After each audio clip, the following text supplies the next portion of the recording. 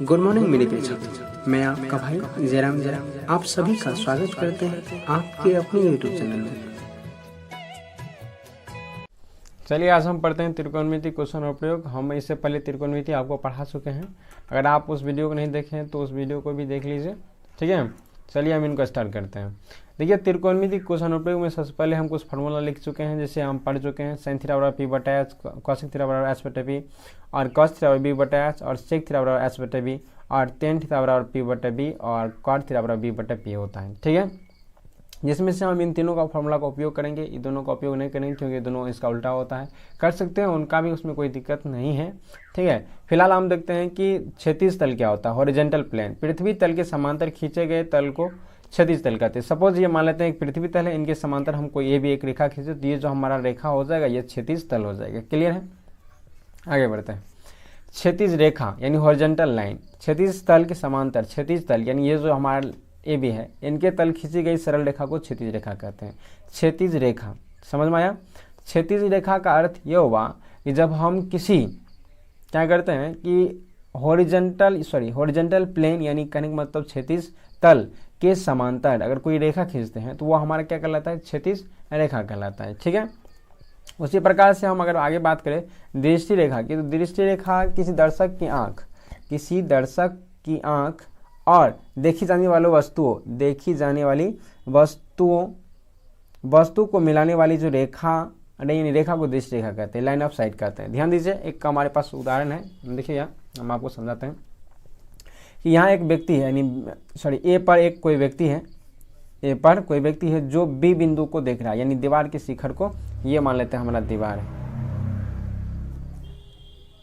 है, दीवार के बी बिंदु को देख रहा है। तो देखने के क्रम में क्या हो रहा है कि ये यहाँ से देख रहा है इस वस्तु को, तो ये क्या हो गया, इन जो रेखा है ए और बी को मिलाने वाली यानी दृष्टि रेखा यानी आंख और उस बिंदु को मिलाने वाली जो रेखा है उसे हम दृष्टि रेखा कहते हैं। यानी हमें जिस रेखा के माध्यम से हम देखने क्रम में जो रेखाएं बनती है, सरल रेखा दिखाई देती है, हम कह सकते हैं उसे दृष्टि रेखा, ठीक है।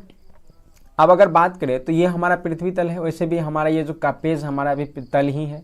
तो अब इनके समांतर कोई भी हम रेखा खींचते हैं तो उसे क्षैतिज रेखा कहा जाता है, ठीक है, क्षैतिज रेखा कहा जाएगा। यहाँ तक क्लियर है। तो हमारा क्षैतिज रेखा ये हो गया और दृष्टि रेखा ये हो गया। चलिए आगे देखते हैं, फिर से एक परिभाषा को देख लेते हैं कि किसी दर्शक की आंख और देखी जाने वाली वस्तु, किसी दर्शक की आंख हो गया दोस्तों, ये आंख ये हो गया और दर्शक यानी देखी जाने वाली वस्तु ये हो गया, और इन दोनों को मिलाने वाली जो रेखा है, रेखा को दृष्टि रेखा लाइन ऑफ साइट कहते हैं, ठीक है।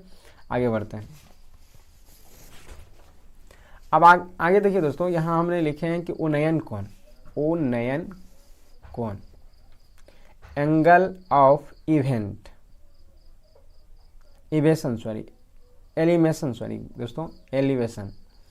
ठीक है।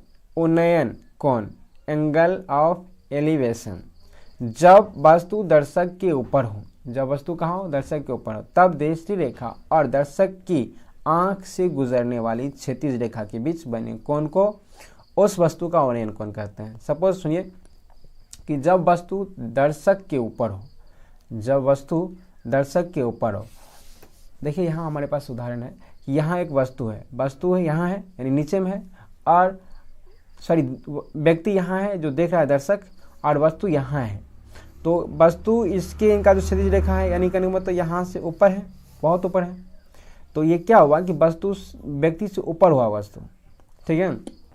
कहता है कि जब वस्तु दर्शक के ऊपर हो तब दृष्टि रेखा और ये दृष्टि रेखा और दर्शक के आंख से गुजरने वाली, ये दर्शक की आंख से गुजरने वाली जो क्षैतिज रेखा है, क्षैतिज रेखा के बीच बने कोण को उस वस्तु का उन्नयन कोण कहते हैं। उस वस्तु का क्या कहते हैं, उन्नयन कोण कहते हैं। देखिए यहाँ से एक व्यक्ति देख रहा है जिनके आंख पर ये क्षैतिज रेखा बन रही है, और ये आंख और वस्तु को मिलाने वाली रेखा क्या हो रहा है, दृष्टि रेखा बन रहा है। लेकिन ये वस्तु क्या है कि इन क्षैतिज रेखा से ऊपर है।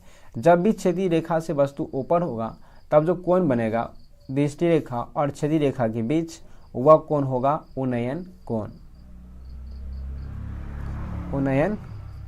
आशा करते हैं दोस्तों आपको समझ आ रही होगी, ठीक है।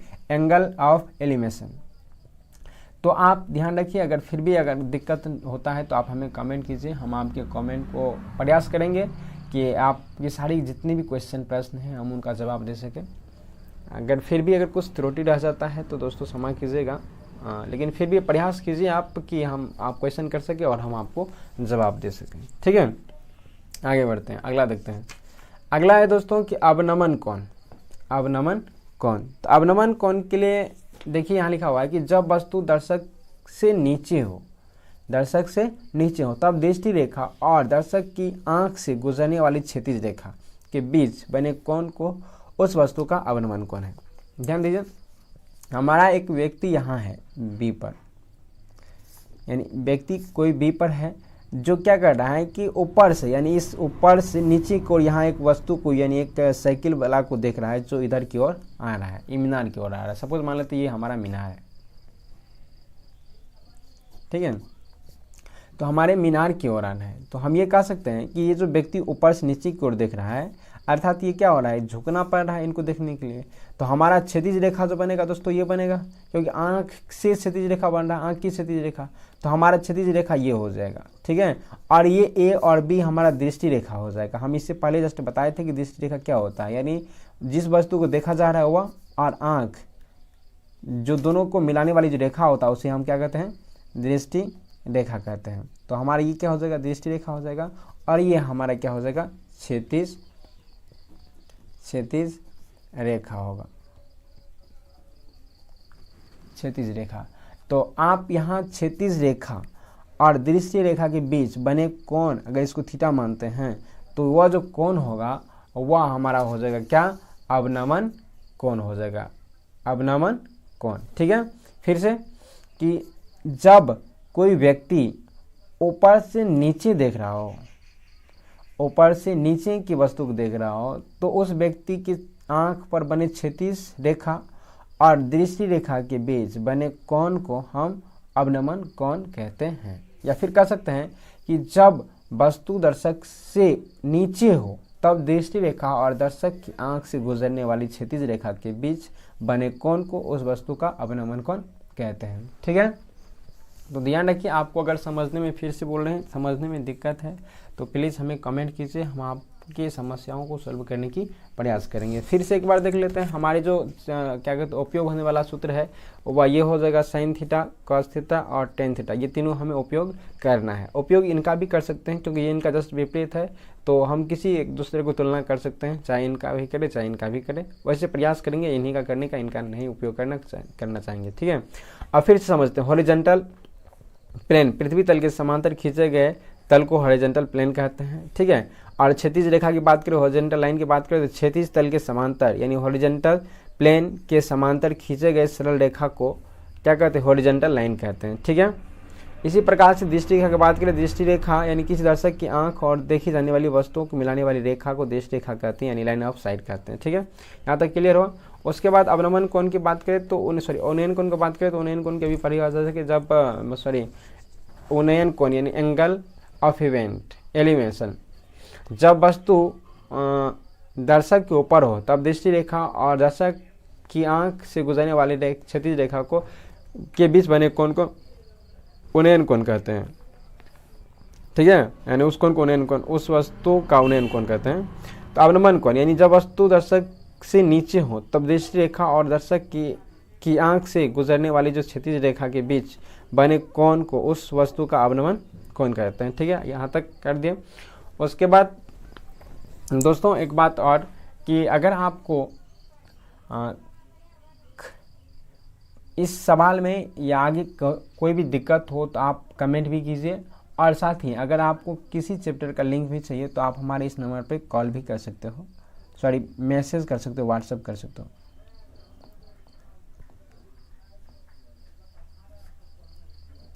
ठीक है, इस नंबर पे आप हमें व्हाट्सएप कीजिए जो भी दिक्कतें हैं।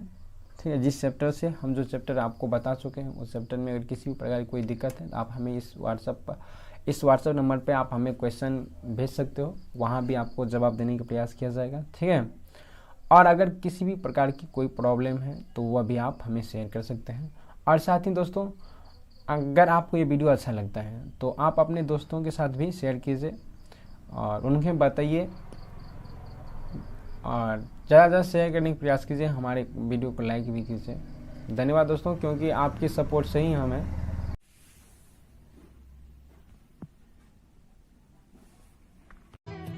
गुड मॉर्निंग मेरे प्रिय छात्रों, मैं आपका भाई जयराम आप सभी का स्वागत करते हैं आपके अपने यूट्यूब चैनल में।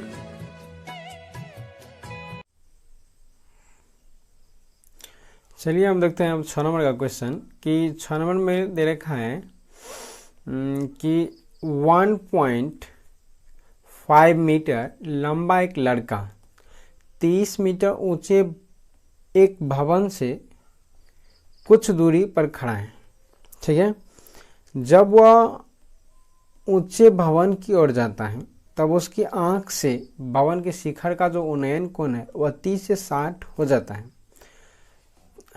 है। तो बताइए कि भवन की ओर कितनी दूरी तक चलकर गया, यानी भवन तक वह कितनी दूरी तक चला, ये हमें ज्ञात करना है। तो ध्यान दीजिए दोस्तों, यहाँ मैं एक चित्र बना रहा हूँ, देखिएगा। हम इसको मान लेते हैं कि ये एक भवन है,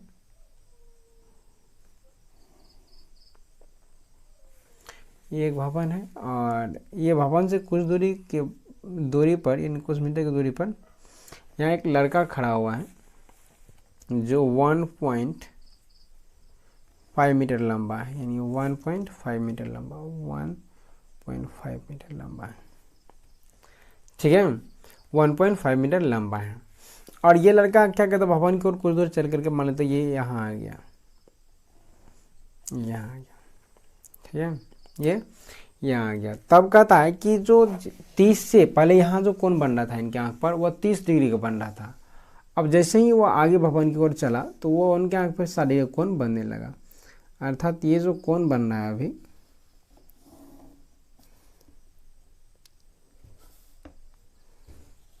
इनको भी मिला देते हैं। ठीक है, ये जब पहले यहाँ था तो इनके आंख पर कितना डिग्री कोण बन रहा था, 30 डिग्री का। अब अगर ये कुछ देर दूरी चल करके आया भवन की ओर, मान लीजिए को मिला देते हैं, यहाँ से यहाँ आया तो इनका आंख पर जो उन्नयन कोण पहले 30 बन रहा था वो कितना बनने लगा, 60 डिग्री का। कितना बनने लगा, 60 डिग्री का। अगर ये 1.5 मीटर तो ये भी 1.5 मीटर होगा और ये भी 1.5 मीटर होगा। ठीक है, तो फिर से पढ़ते हैं कि 1.5 मीटर लंबा एक लड़का 30 मीटर ऊंचे भवन, यानी भवन की जो ऊंचाई है दोस्तों वो कितना है, 30 मीटर ऊंचा है, 30 मीटर ऊंचा है। ठीक है, भवन की कुछ दूरी पर खड़ा है। जब वह ऊंचे भवन की ओर जाता है तो उसकी आंख से भवन के शिखर का उन्नयन को 30-60 हो जाता है। तो बताइए कि भवन की ओर कितनी दूरी तक चलकर गया, यानी लड़का भवन की ओर कितनी दूरी चल करके गया। ठीक है, तो अब यहाँ देखिए दोस्तों कि हम अगर यहाँ बात करें तो ये भी 1.5 हो जाएगा और ये भी 1.5 हो जाएगा। तो हम यहाँ क्या कर सकते हैं, इनको मान लेते हैं कि इनको ए मान लेते हैं, इनको ए बी और इनको सी डी ई एफ और इनको पी मान लेते हैं। ठीक रहेगा, चाहे तो और भी कुछ मान सकते हैं लेकिन थोड़ा ये ठीक लगता है। ठीक है, ये वही 1.5 हो जाएगा। अब इनको हम मान लेते हैं यहाँ से यहाँ तक की दूरी x मीटर और यहाँ से यहाँ तक की दूरी y मीटर। अगर ये हमें माने हैं तो ये भी यहाँ वही हो जाएगा, x मीटर y मीटर या फिर x मीटर और ये हम y मीटर, इनको मान सकते हैं x मीटर। ठीक है, तो आप ध्यान दीजिए यहाँ कि जो हमारे पास है वह ये चित्र हमें बन गया। तो हम यहाँ मानते हैं, माना करेंगे तो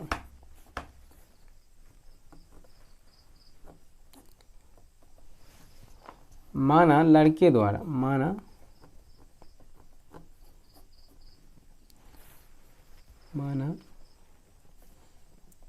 लड़के द्वारा भवन की ओर की और तय की गई दूरी, तय की गई दूरी बराबर कितना, x मीटर। ठीक है, अब ये x मीटर तय किया, तो x मीटर तय करने के बाद यानी इनके भवन और लड़के के बीच की दूरी क्या बचेगा, y मीटर बचेगा। तो हम इनको यही लिखेंगे, x मीटर चलने के बाद, चलने के बाद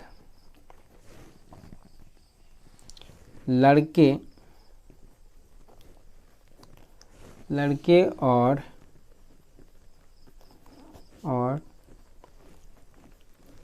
भवन की बीच की दूरी बराबर कितना, y मीटर बच जाता है। ठीक है, अब यहाँ देखिए कि जब ये हो गया तो कहने का मतलब हम ये मान लिए। अब अगर हमें यह पूछे कि BC की मान कितनी होगी, तो आप यहाँ देख सकते हैं कि अगर हम BC का मान निकालें तो BC बराबर लिख सकते हैं क्या, A यानी BD माइनस DC, यानी पूरे BD माइनस CD या DC कर सकते हैं। तो यहाँ हमें BD का जो मान है वह है 30 और CD की जो मान है 1.5, और इनको घटाएंगे तो ये आ जाएगा 28.5 मीटर। अर्थात BC कितना आ जाएगा यहाँ 28.5 मीटर, यहाँ से यहाँ तक। ठीक है, तो 28.5 मीटर हो जाएगा। अब अगर हमें यहाँ देखें त्रिभुज की बात करें तो हम सबसे पहले ये देख सकते हैं कि ये जो ABC त्रिभुज है, ये वाला समकोण त्रिभुज, समकोण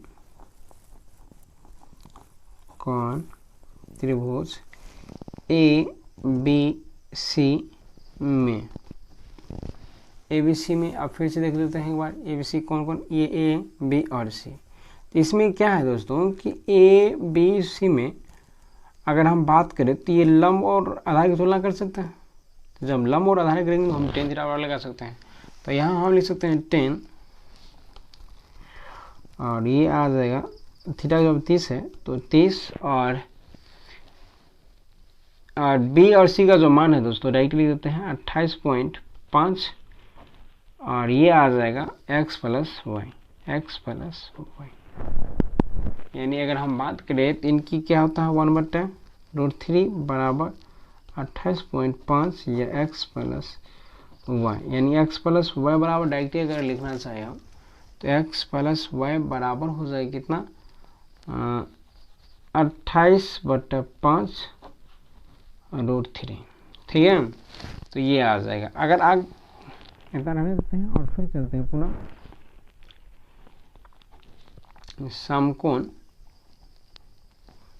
समकोण त्रिभुज, क्या ले लेते हैं इस बार लेते हैं ABC। ठीक है, अब ले लेते हैं BPC,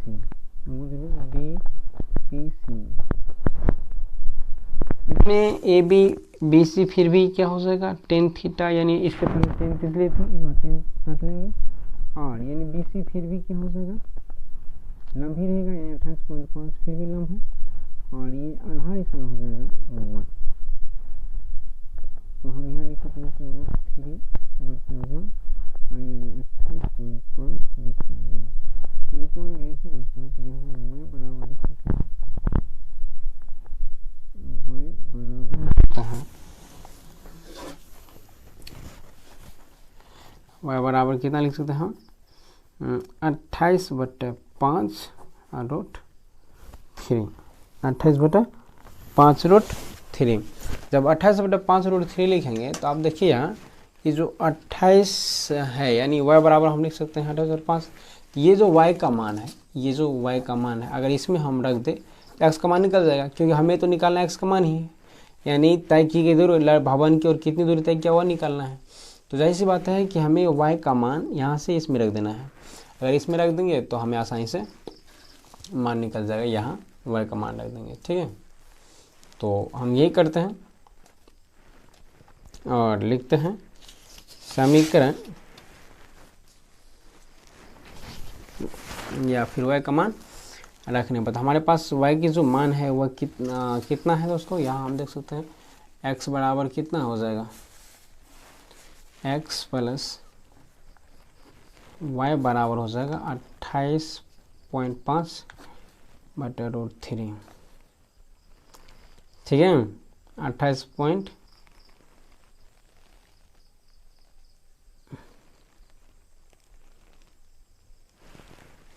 तो यहाँ गलती है, थोड़ा सही कर लीजिएगा। यहाँ जो होगा वह हो जाएगा, ये इनके साथ गुना हो जाएगा। ठीक है, ये थोड़ा सा मिस्टेक है, आप इनको सुधार कर लीजिएगा। यहाँ लिख सकते हैं x प्लस वाई बराबर गुना करेंगे तो ये आ जाएगा 28.5 √3। ठीक है, तो हम इसमें y का मान रखेंगे, यानी x प्लस वाई बराबर 28.5 और ये कितना आ जाएगा √3। अब अगर इसमें हमें ये इसका मान y का मान रखना है तो y का मान हम यहाँ देख सकते हैं कि x प्लस 28/5 √3 और बराबर है 28.5 √3। तो हम यहाँ x बराबर लिख सकते हैं दोस्तों कि 28.5 √3 माइनस आ जाएगा 28.5 √3। इन दोनों में अगर हम रूट कॉमन ले लें √3 या फिर 28 से कॉमन ले दोस्तों 28.5 दोस्तों, गलत बोल रहे हैं। तो यहाँ ध्यान दीजिए √3 माइनस 1 बटे क्या आ जाएगा √3। अगर उसका एलसीएम ले हम अंदर में तो यहाँ हम लिख सकते हैं क्या √3 और √3 यानी 3 माइनस 1, ये लिख सकते हैं। तब यहाँ हम देख सकते हैं यहाँ जो x बराबर है वह कितना हो जाएगा 28.5 और ये आ जाएगा 2 बटा √3। अगर इन दोनों को गुना करेंगे तो ये आ जाएगा 28 दूना 56 और 1 57 बटा √3। इनका अगर हम बात करें हर का परिमेयकरण का तो ये आ जाएगा 3 और √3 यानी 19 या 57 और ये आ जाएगा 19 √3 मीटर यानी x का मान। अतः हम दोस्तों x का मान निकलना चाह रहे थे तो हम कह सकते हैं कि जो लड़के द्वारा भवन की ओर तय की गई दूरी है वह 19 √3। अतः लड़के द्वारा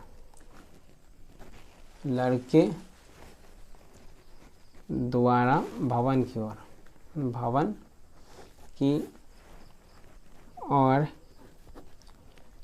तय की गई दूरी कितना हो गया 19 √3 मीटर आंसर। ठीक है, तो चलिए अगला क्वेश्चन देखते हैं और अगला क्वेश्चन हमारा है 7 नंबर का। अगला क्वेश्चन को देखते हैं इसके बाद।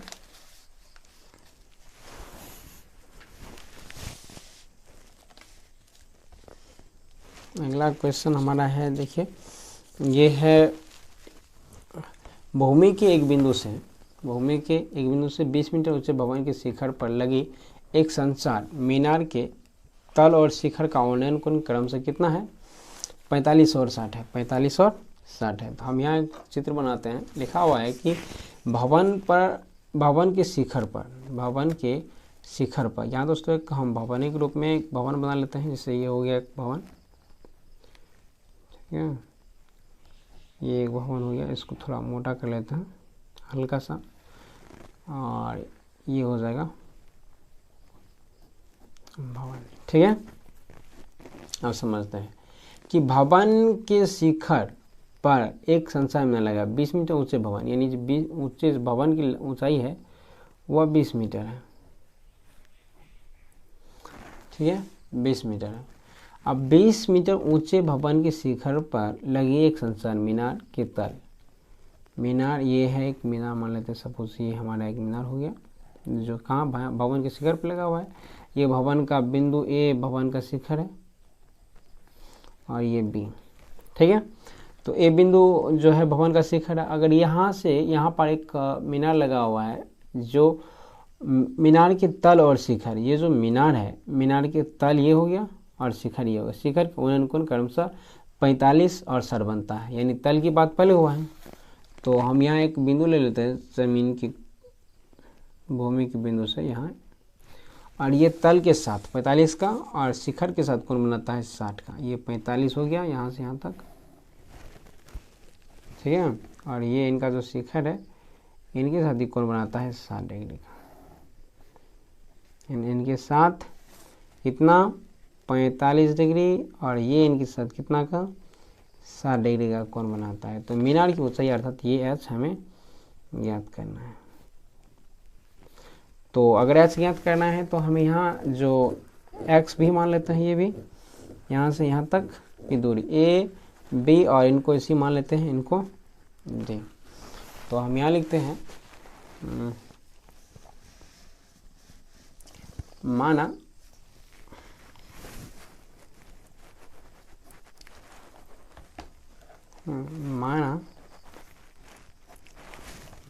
मीनार की ऊंचाई, माना मीनार की ऊंचाई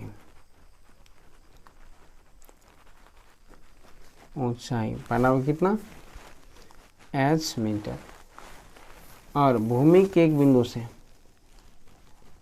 भूमि के एक बिंदु से भवन के पाद बिंदु की दूरी बराबर है ये x मीटर, यहाँ से यहाँ तक की दूरी जो है वो x मीटर मान लिया, ठीक है। तब अगर हम देखें यहाँ तो दोनों कंडीशन में क्या टेन थीटा बराबर ही लगेगा। तो टेन थीटा बराबर दोस्तों हो जाता है लंब बटा आधार, यानी लंब बटा आधार, ये आ जाएगा। तो अब यहाँ हम अगर हल करें तो यहाँ ले लेते हैं त्रिभुज, समकोण त्रिभुज की बात करते हैं।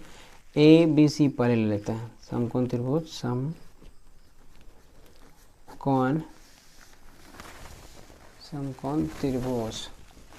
त्रिभुज ए बी सी में, ए बी सी में अगर बात करें तो ए बी क्या हो जाएगा, ए बी लंब और बी सी क्या हो जाएगा इनका आधार, और लंब बटा आधार होता है टेन थीटा की। और तब ये ए बी कितना है 20 और बी सी कितना है x, और ये आ जाएगा 10 और 45, अर्थात ये आएगा कितना 20 बटा x बराबर 1, या हम लिख सकते हैं x बराबर 20, ठीक है। x बराबर कितना 20। अगर पुनः बात करें हमें यहाँ समकोण त्रिभुज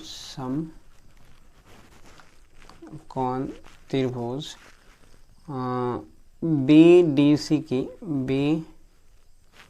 डी सी में, तो जो लंब होगा वह बी डी हो जाएगा, बी और डी बटा क्या बी और सी, लंब बटा आधार क्या हो जाएगा टेन थीटा बराबर, तो 10 और ये आ जाएगा थीटा, और बी डी का जो मान है वह कितना आ जाएगा h प्लस 20, और बी सी का मान कितना x बराबर कितना 10 60 डिग्री, 10 60 डिग्री, यानी h प्लस 20 बटे x बराबर कितना √3, यहाँ बटा 1। अब देखिए यहाँ जो x का मान हमें x आ रहा है, तो x का मान हम यहाँ से रख सकते हैं कितना 20, तो हम यहाँ उसका मान भी रख सकते हैं, जैसे h प्लस 20 बटे क्या 20, और कहाँ से तो यहाँ √3 हम यहाँ से लिख सकते हैं x बराबर 20। तो अगर हम यहाँ गुना करें इनके साथ तो h बराबर क्या हो जाएगा, इनके साथ गुना होगा तो 20√3 और ये इनको साथ घटा देंगे तो ये आ जाएगा। अच्छा अर्थात s बराबर क्या आ जाएगा, 20 कॉमन लेंगे और √3 -1 ये मीटर आ जाएगा। अतः हम यहाँ लिख सकते हैं, क्या कि मीनार की ऊंचाई, आप चाहे तो इससे आगे हल भी कर सकते हैं। मीनार की ऊंचाई बराबर होगा 20√3 -1 मीटर। ठीक है, तो आप इस चीज़ को ध्यान दीजिएगा और वीडियो अच्छा लगता है तो हमारे चैनल को सब्सक्राइब भी कीजिए, हमें अच्छा लगेगा। ठीक है, चलिए अब अगला देखते हैं 8 नंबर की प्रश्न कि 8 नंबर में क्या कह रहा है, 8 नंबर में क्या है प्रश्न संख्या। तो 8 नंबर में देखिए यहाँ लिखा हुआ है कि एक पेडेस्टल के शिखर पर एक 1.6 मीटर की मूर्ति लगी हुई है और भूमि के एक बिंदु से मूर्ति के शिखर का उन्नयन 60 और उसी बिंदु से पेडेस्टल का शिखर का उन्नयन 45। तो पेडेस्टल की ऊंचाई ज्ञात कीजिए। आप दोस्तों पेडेस्टल के बारे में बहुत अच्छे से नहीं जानते होंगे तो हम आपको बता देते हैं। जैसे आप देखे होंगे कि एक मूर्ति बनाया हुआ रहता है, तो जब आप उन मूर्ति को देखते हैं तो मूर्ति के स्टैंड के रूप में बनाया हुआ रहता है जिस पर मूर्ति लगाया जाता है। तो वास्तव में हम उससे ही पेडेस्टल कहते हैं।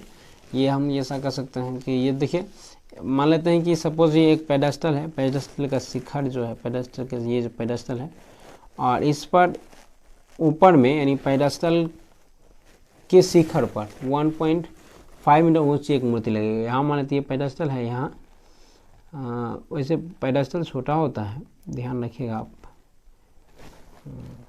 तो यहाँ हम लिख देते हैं 1.6 मीटर लंबा मूर्ति लगा हुआ यहाँ। ठीक है, और अगर हम बात करें यानी ए बी पेडेस्टल हो गया और बिंदु ये हो गया सी बिंदु जब जमीन के साथ है, तो कहता है कि 1.5 मीटर से एक मूर्ति लगी हुई है तो भूमि के एक बिंदु यानी एक बिंदु सी से मूर्ति के शिखर का उन्नयन कोण, शिखर का उन्नयन कोण जो है मूर्ति के शिखर का उन्नयन कोण, भूमि के एक बिंदु से मूर्ति के शिखर का उन्नयन कोण, ये शिखर हो गया मूर्ति का और इनका जो है ये आ जाए कितना है, अभी देखते हैं कि 60 है। ठीक है, और उसी बिंदु से पेडेस्टल का शिखर ये हो गया ए, तो यहाँ हम इनको भी मिला लेते हैं और ये आ जाता है कितना, उन्नयन कोण 45, अर्थात ये जो कोण बन रहा है दोस्तों कितना का 45। तो पेडेस्टल की ऊंचाई अर्थात ये ऊंचाई हमें ज्ञात करनी है h मीटर और ए बी और सी को मान लेते हैं डी।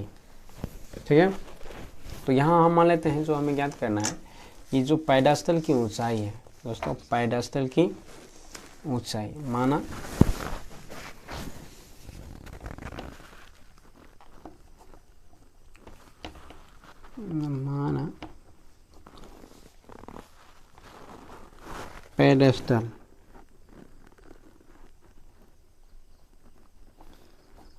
पेडेस्टल की ऊंचाई बराबर h मीटर भूमि के एक बिंदु से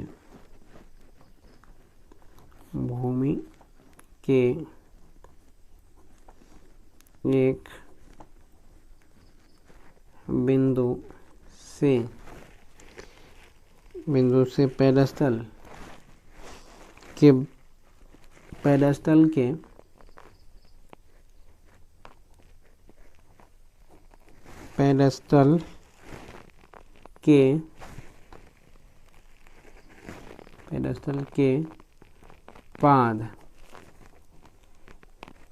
बिंदु की दूरी, भूमि के एक बिंदु से पेडेस्टल के पाद बिंदु की दूरी बराबर है x मीटर, यानी यहाँ से हम यहाँ तक की दूरी को x मीटर मान लेते हैं। ठीक है, तो जो हमें ज्ञात करना है वो हमें पेडेस्टल की ऊंचाई ज्ञात करना है। ठीक है, तो हम लिखते हैं अब तो यहाँ दोनों कनेक्शन हमें 10 थीटा का ही सूत्र लगेंगे, तो यहाँ लिखते हैं 10 थीटा बराबर क्या हो जाएगा, लंब बटा आधार, लंब बटा आधार, ये सूत्र लेंगे। तब हम यहाँ लिख सकते हैं समकोण त्रिभुज ए बी सी, पहले लेते ए बी सी में।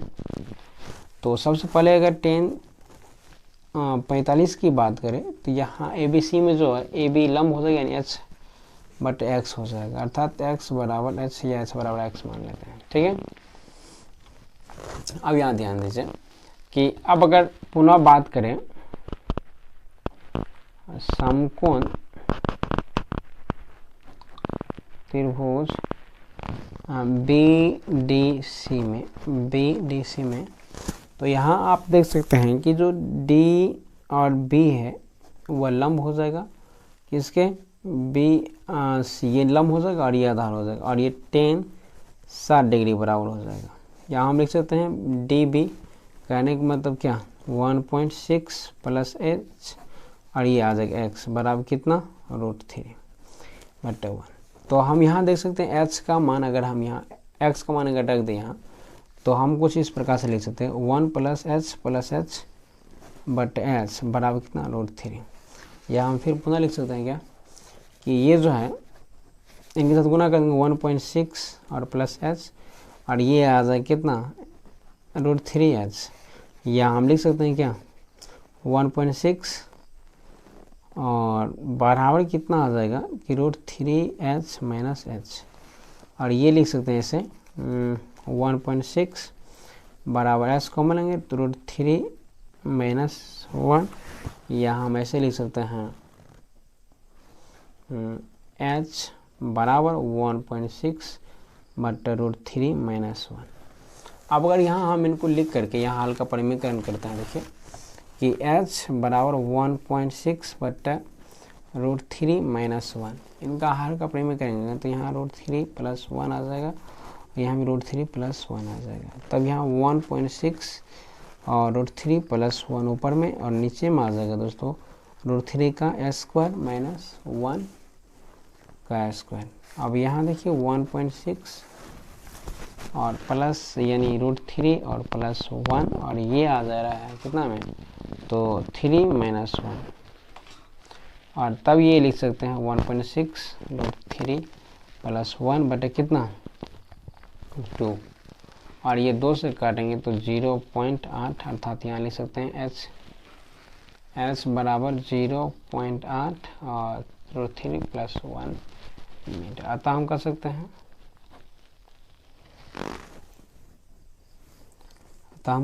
कि भवन पेडेस्टल अतः पेडेस्टल की ऊंचाई बराबर कितना, 0.8 इंटू √3 + 1 मीटर, इसका आंसर हो जाएगा। ठीक है, तो ये इसका आंसर हो जाएगा। ठीक है, चलिए आप नंबर देखते हैं कि नंबर में लिखा हुआ है कि एक मीनार के पास बिंदु से एक भवन के शिखर का उन्नयन कोण 30 है, और भवन के पास बिंदु से मीनार के शिखर का उन्नयन कोण 60 है। यदि मीनार 50 मीटर ऊंची हो तो भवन की ऊंचाई ज्ञात कीजिए। अब जरा ध्यान दीजिए यहाँ दोस्तों कि ये मान लेते हैं कि एक भवन है और ये एक मीनार है। ठीक है, आप एक बात यहाँ गौर कीजिएगा दोस्तों, हम यहाँ भवन को छोटा और मीनार को ऊंचाई क्यों बनाया, बड़ा क्यों बनाया। ये एक भवन है जो मीनार से छोटा दिखता है, ठीक है, और ये मीनार है जो भवन से बड़ा दिखता है। अब यहाँ अगर हम बात करें कि हम मीनार को बड़ा और भवन को छोटा क्यों बताया, तो आप यहाँ देखिए, अगर जब पढ़ेंगे तो आपको पता चलेगा कि जो इनका कोण है ना, ये जो इनके पाद बिंदु के साथ कोण बनाता है, ये कोण शायद बड़ा है इनके अपेक्षा। इसलिए जब कोण बड़ा होगा तो खड़ा ज़्यादा होगी, खड़ा ज़्यादा होगी इसका मतलब लंबाई ज़्यादा होगी। जैसे ध्यान दीजिए, एक मीनार के पाद बिंदु से भवन के शिखर का औंनन कोण 30 है। मीनार के पाद बिंदु से भवन का, मीनार के पाद बिंदु है, भवन के शिखर का औंनन कोण 30 डिग्री है। और भवन के पाद बिंदु से मीनार के शिखर का औंनन कोण कितना है सर, यानी ये जो है ये अधिक लंब खड़ा है। इसका मतलब क्या हो जाएगा कि मीनार जो होगा वो अधिक लंबा होगा भवन से, इसलिए हम इनको बड़ा बनाए। ठीक है, तो आप भी कुछ इसी प्रकार से दिमाग लगाइएगा, जब भी इस प्रकार से सवाल होगा तो आसानी से आपको क्लियर हो जाएगा कि कौन बड़ा कौन छोटा होगा। तो ये इनके साथ कितना कोण है 60 डिग्री का, और ये इनके साथ है 30 डिग्री का। ठीक है, और ये जो भवन है यानी मीनार है वह 50 मीटर ऊंचा भी है, ये भी इनकी लंबाई दे रखा है। तो हमें भवन की ऊंचाई ज्ञात करना, अर्थात ये हमें ज्ञात करना है। तो भवन ए बी, इनको सी और इनको डी मान लेते हैं। ठीक है, तो माना भवन की जो ऊंचाई है, देख सकते हैं यहाँ भवन की जो ऊंचाई है, माना भवन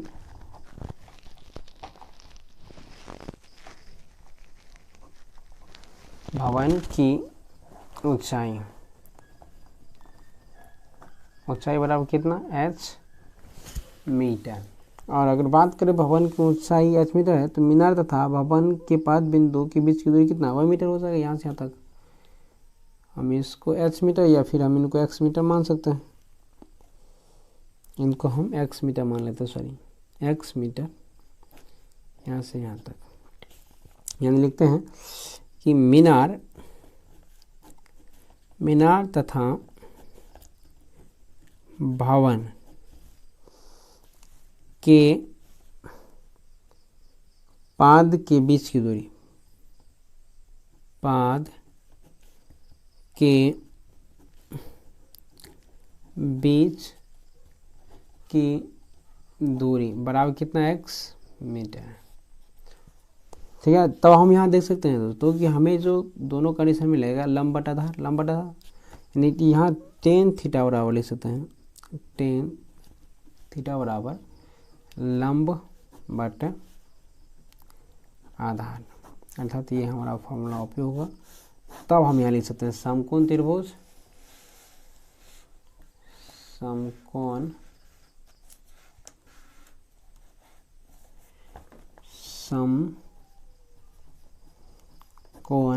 त्रिभुज ए बी सी में, ये वाला ए बी और सी में।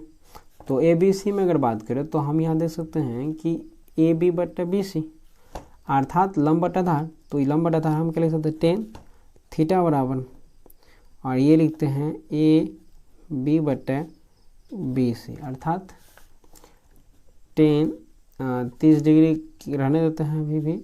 और ए बी का मान हमें पता है कितना h बटा एक्स, अर्थात ये आ जाएगा 1/√3 बराबर कितनी h बटा एक्स, अर्थात हम यहाँ लिख सकते हैं x बराबर लिख सकते हैं कितनी x बराबर √3 और h। तब यहाँ पुनः हम फिर बात करते हैं, पुनः अगर हम फिर बात करें तो यहाँ लिख सकते हैं कितनी कि समकोण